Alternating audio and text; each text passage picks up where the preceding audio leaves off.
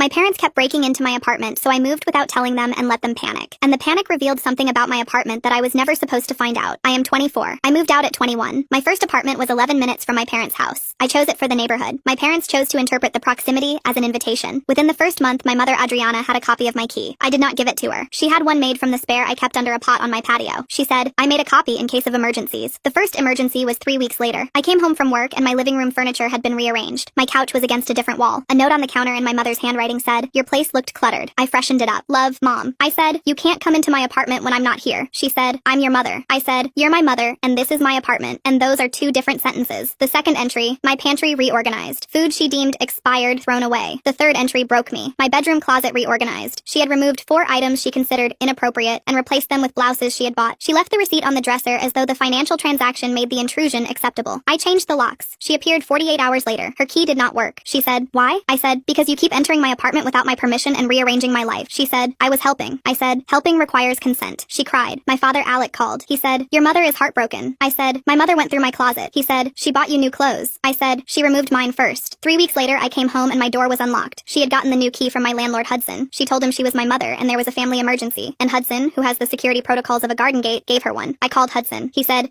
there was an emergency. I said, the emergency was my couch being in a position she didn't approve of. She came back 2 more times through Hudson, each time with a note. I moved. I found an apartment 35 minutes away. Different neighborhood. Different landlord. I did not tell my parents. I packed over a week and moved on a Saturday while they were at a family event I had declined. I left the old apartment empty. No forwarding address. I left one thing behind. The spare key under the pot on the patio. Still there. For her to find. My mother discovered the empty apartment on a Tuesday. My phone exploded at 4:17 p.m. 14 calls in 12 minutes. Where are you? Your apartment is empty. I'm calling the police. She called the police. She reported me missing. An officer called. He said, your mother says you've disappeared. I said, I moved. I didn't tell her because she kept breaking into my apartment. He said, you're an adult. You're not required to disclose your address to your parents. My father called. He said, your mother is sitting at your old apartment on the floor crying. I said, the apartment is empty. There's nothing for her to sit on. He said, she's on the floor. She found something behind the refrigerator. I drove to the old apartment. My mother was on the floor holding a small black device, about the size of a phone charger. She said, what is this? It was a GPS tracker, small, magnetic, designed to be hidden, placed behind my refrigerator against the wall where nobody would see it unless they sat on the floor of an empty apartment and noticed a blinking light in the gap. Someone had been tracking my location from inside my apartment. Not my mother. Someone else. My mother, for all her boundary violations and key copying and closet reorganization, had accidentally discovered a surveillance device that I would never have found because I never moved the refrigerator because I am 24, and moving refrigerators is not something 24-year-olds do voluntarily. She broke into my apartment dozens of times. The last time she found something that should not have been there. I called the police. They came. They bagged the device. They are tracing it. My friend Torbjorn found the product page. The tracker retailed for over $100. It required a monthly subscription, a data plan. Someone had been paying every month to receive location updates from that device. Torbjorn